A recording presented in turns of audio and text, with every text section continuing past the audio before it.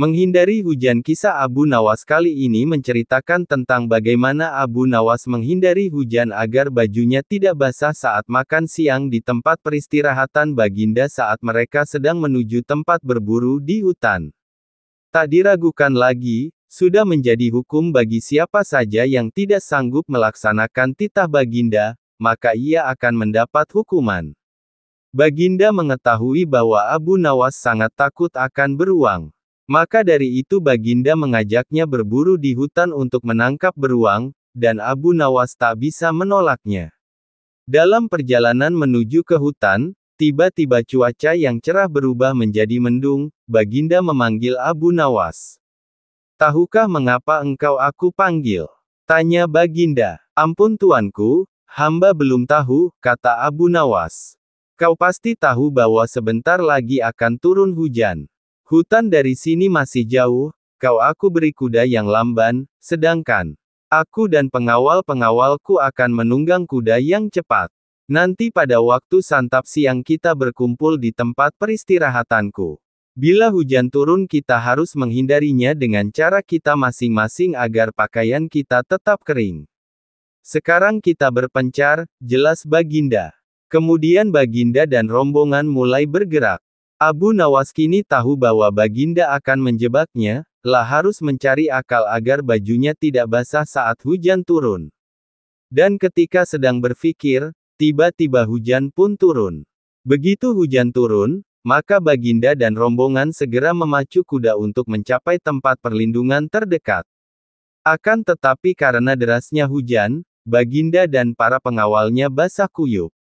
Ketika santap siang, baginda segera menuju tempat peristirahatan, dan ketika itu juga Abu Nawas datang dengan menunggang kuda yang lamban. Baginda dan para pengawal terperangah karena baju Abu Nawas tidak basah, padahal dengan kuda yang paling cepat pun tidak bisa mencapai tempat perlindungan terdekat. Nah, pada hari yang kedua, Abu Nawas diberi kuda yang cepat yang kemarin ditunggangi. Kini baginda dan para pengawalnya mengendarai kuda-kuda yang lamban.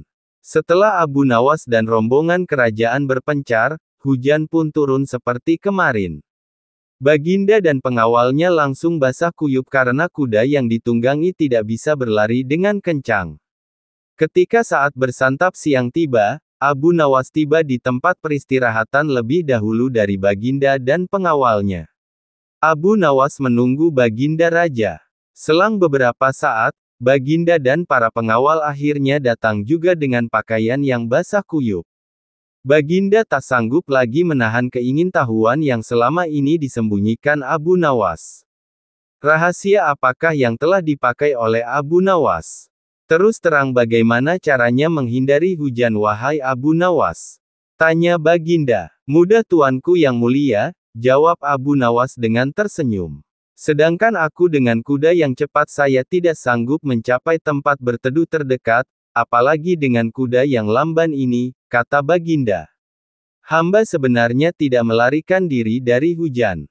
Tetapi begitu hujan turun, maka hamba secepat mungkin melepas pakaian hamba dan segera melipatnya kemudian saya mendudukinya. Ini hamba lakukan sampai hujan berhenti," jelas Abu Nawas. Ahaha, rupanya dengan diam-diam baginda raja mengakui lagi kecerdikan Abu Nawas. Panah pembawa rezeki Abu Nawas memang cerdik, meskipun tak mempunyai kemampuan untuk melaksanakan titah sang raja, namun dia selalu berhasil melaksanakan tugasnya. Dan hadiah selalu menanti, sungguh rezeki yang tak disangka. Suatu ketika Abu Nawas diundang oleh Raja Harun ar-Rasyid untuk makan bersama, maka berangkatlah para pengawal kerajaan untuk menjemput Abu Nawas di rumahnya. Tak berapa lama kemudian Abu Nawas telah sampai di istana dengan pakaian sederhana saja. Abu Nawas langsung diajak berbincang di sebuah pendapa dengan berbagai jamuan makanan lengkap dengan minuman yang segar. Melihat begitu banyaknya makanan, Abu Nawas pun sangat lahap menyantap makanan yang dihidangkan kepadanya. Sementara itu, Raja masih meneruskan perbincangannya dengan Abu Nawas tentang kekuasaannya. Raja Harun bercerita kepada Abu Nawas terkait dengan luasnya wilayah yang telah dipimpinnya. Namun Abu Nawas nampak tidak menggubris, malah dia sibuk dengan makanan yang tersaji di hadapannya.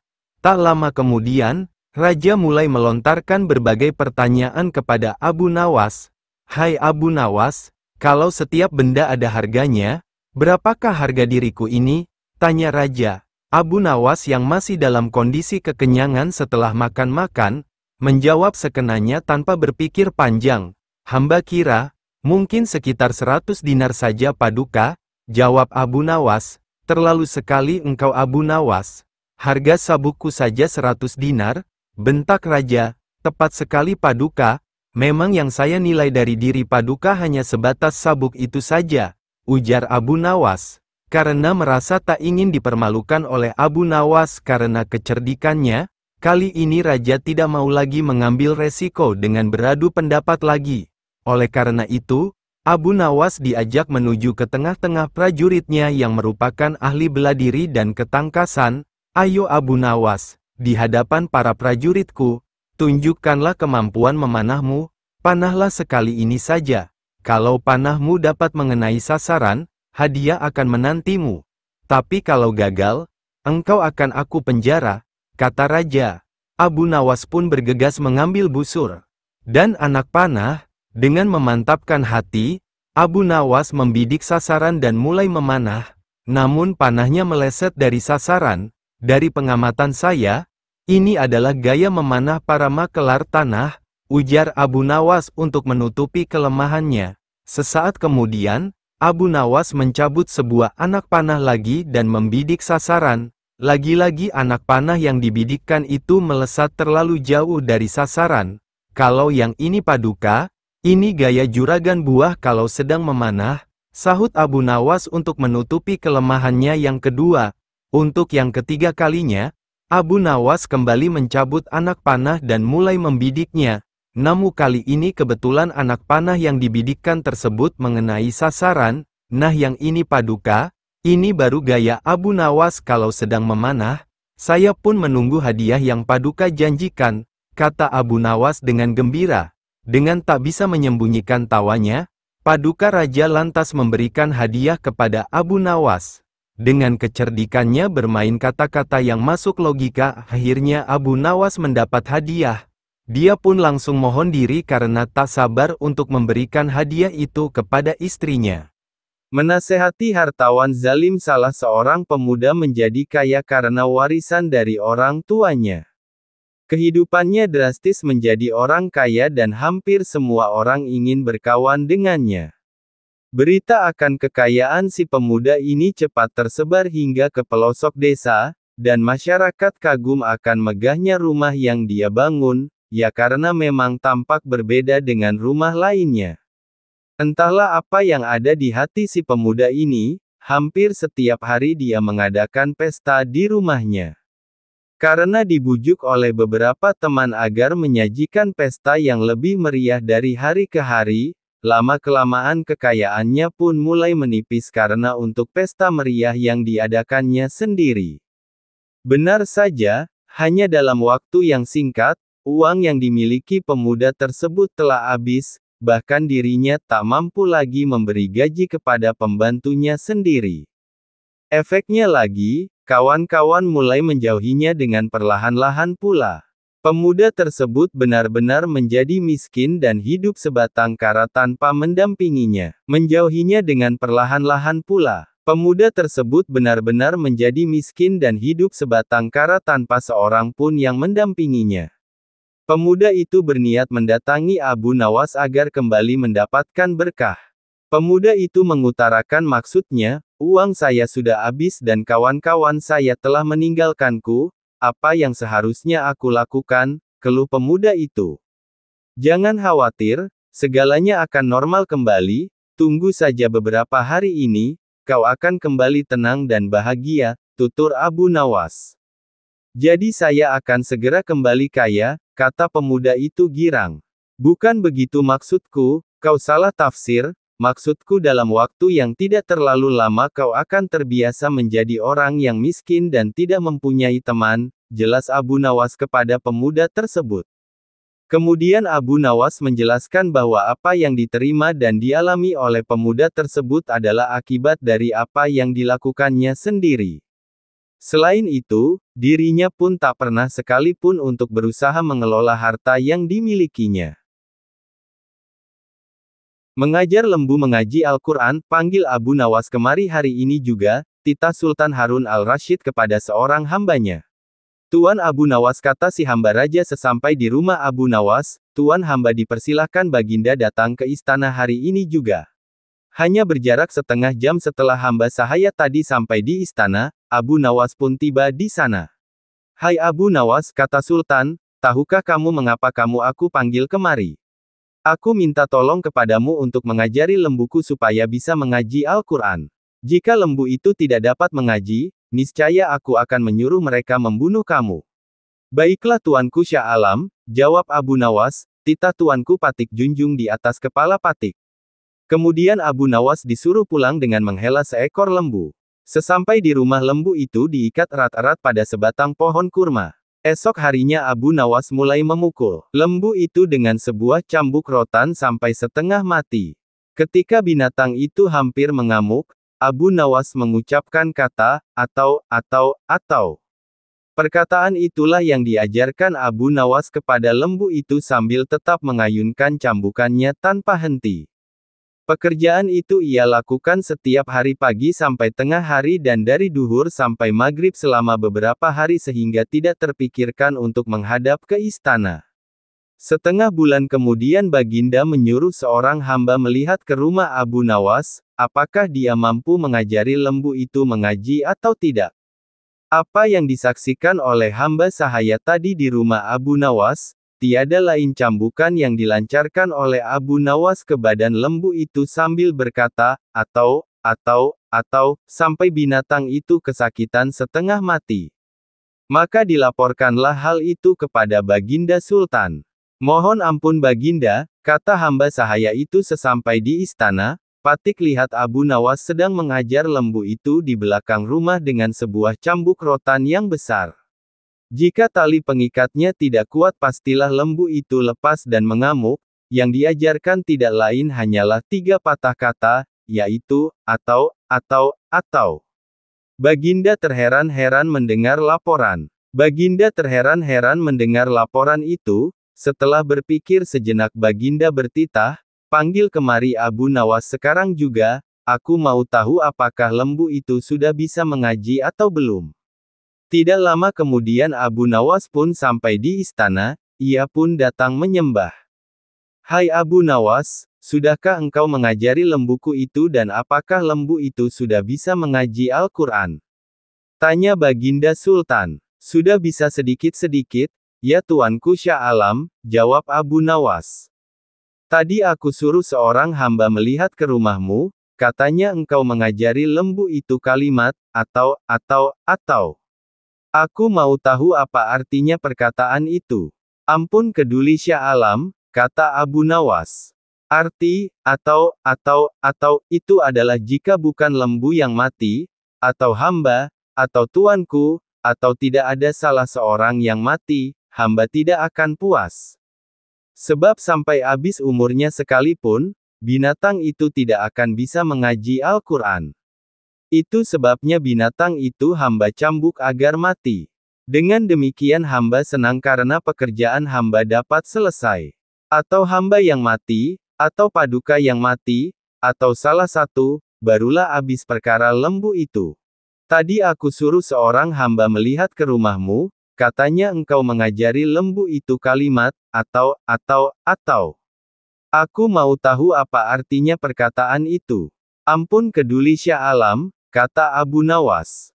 Arti, atau, itu adalah jika bukan lembu yang mati, atau hamba, atau tuanku, atau tidak ada salah seorang yang mati, hamba tidak akan puas.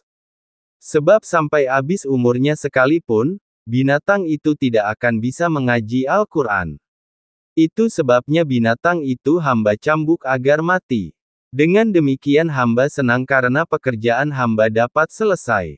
Atau hamba yang mati, atau paduka yang mati, atau salah satu, barulah habis perkara lembu itu.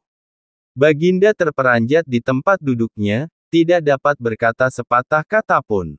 Setelah tercenung sejenak, Baginda berkata, "Kalau begitu lembu itu boleh kamu ambil, atau kamu jual, atau kamu buat sate."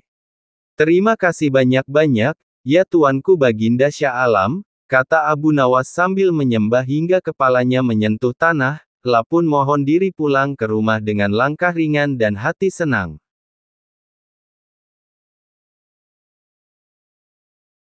Kisah Abu Nawas kali ini akan menceritakan tentang khutbah salat Jumat yang bertopik api neraka. Abu Nawas dikenal sebagai mubalik oleh tetangga dan warga sekitarnya, dan tak jarang ada orang yang berkunjung ke rumahnya hanya sekedar bersilaturahmi dan meminta petunjuk agar usaha yang dijalankannya berjalan lancar dan diridai Allah SWT. Namun satu hal pesan dari Abu Nawas ini, bahwa Abu Nawas tak bisa memberikan janji. Hanya saja dirinya mengingatkan agar selalu ingat kepada Allah SWT dengan jalan bersedekah. Hari Jumat telah tiba, Abu Nawas yang ditunjuk menjadi imam sekaligus khatib untuk memberikan ceramah pun bersiap berangkat ke masjid. Abu Nawas segera mandi dan berpakaian rapi. Setelah berpamitan dengan istrinya, Abu Nawas lalu melangkahkan kakinya menuju masjid. Tak lama kemudian, terdengar suara azan. Umat Islam khususnya laki-laki berbondong-bondong menuju masjid dan para warga sangat senang dan antusias sekali karena biasanya ceramah dari Abu Nawas ini sangat sesuai dengan situasi terkini. Namun belum lama Abu Nawas berkhutbah, dilihatnya banyak para jamaah banyak yang mengantuk, bahkan ada yang tertidur. Melihat hal itu, Abu Nawas berteriak, "Api, api, api," ujar Abu Nawas dengan keras. Kontan saja para jamaah terbangun kaget, menoleh kiri dan kanan mendengar teriakan Abu Nawas itu.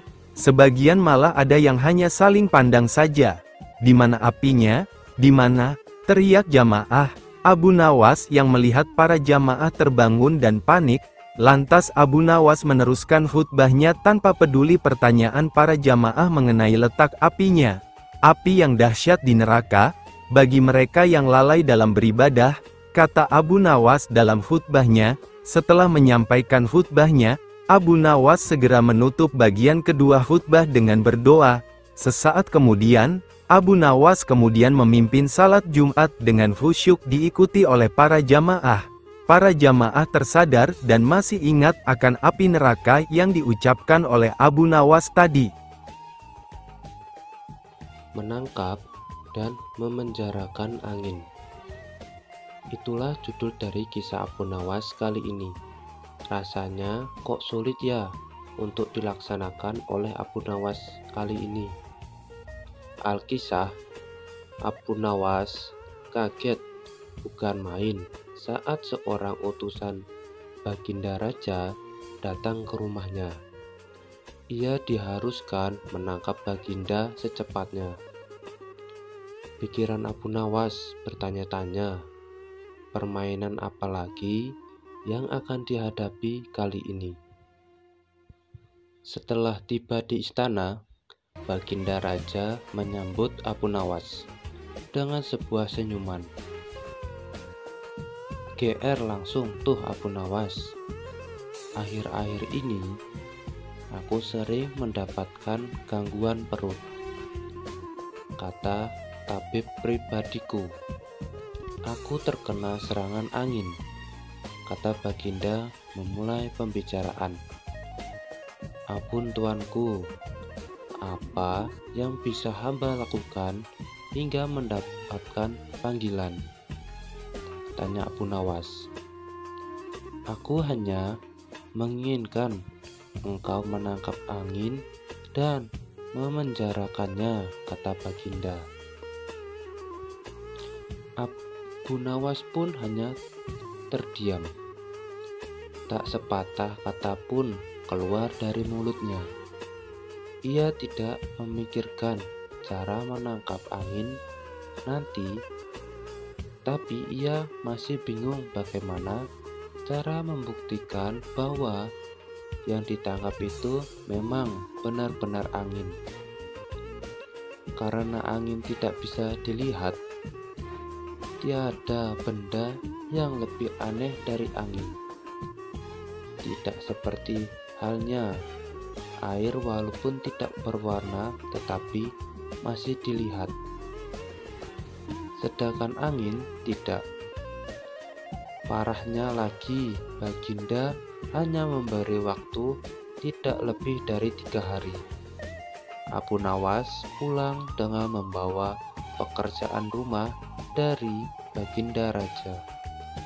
Namun, Abu Nawas tidak begitu sedih, karena berpikir adalah sudah merupakan bagian dari hidupnya, bahkan merupakan suatu kebutuhan. Ia yakin bahwa dengan berpikir akan terbantanglah jalan keluar dari kesulitan yang sedang dihadapi. Dan dengan berpikir, ia yakin bisa menyumbangkan sesuatu kepada orang lain yang membutuhkan, terutama orang-orang miskin. Karena tak jarang Abu Nawas menggondol sepundi penuh uang emas hadiah dari Baginda atas kecerdikannya. Akan tetapi, sudah 2 hari ini si Abu Nawas belum juga mendapatkan akal untuk menangkap angin, apalagi memenjarakannya. Sedangkan besok adalah hari terakhir yang telah ditetapkan oleh Baginda Raja. Abu Nawas hampir putus asa. Benar-benar tidak bisa tidur walaupun hanya sekejap. Mungkin sudah takdir. Kayaknya kali ini Abu Nawas harus menjalani hukuman karena gagal melaksanakan perintah Baginda. Ia berjalan bergondang-ganting menuju istana. Nah, di sela-sela kepasrahannya kepada takdir, ia teringat sesuatu, yaitu Aladin dan lampu wasiatnya. Bukankah jin itu tidak terlihat? Gumam Abu Nawas. Ia langsung kegirangan dan segera berlari pulang. Sesampainya di rumah, ia secepatnya mungkin segala sesuatu, kemudian menuju istana.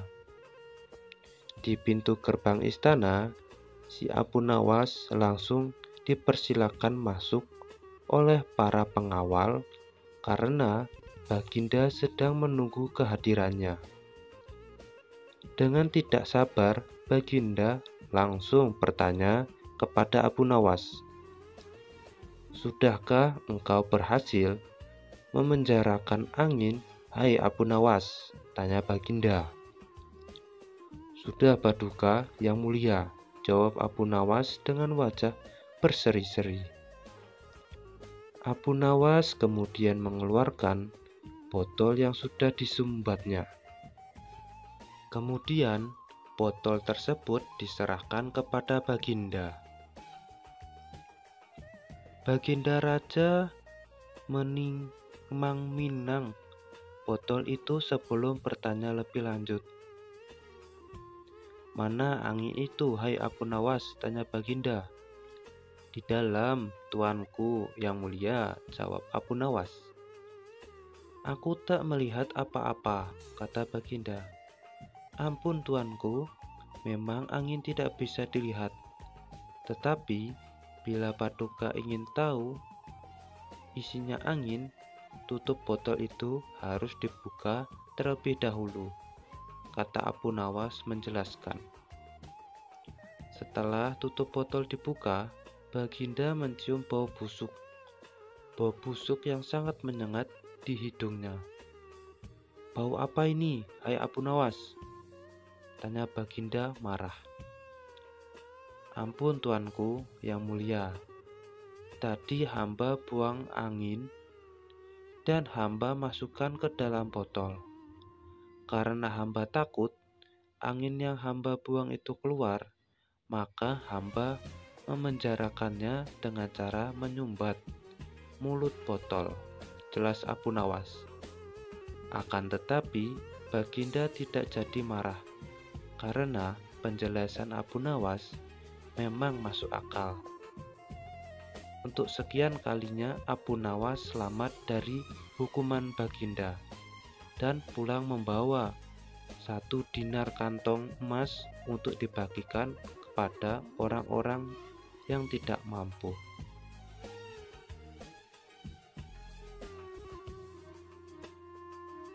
Nah, pembawa rezeki. Abu Nawas memang cerdik, meskipun tak mempunyai kemampuan untuk melaksanakan perintah sang raja. Namun, dia selalu berhasil melaksanakan tugasnya, dan hadiah selalu menanti. Sungguh rezeki yang tak disangka.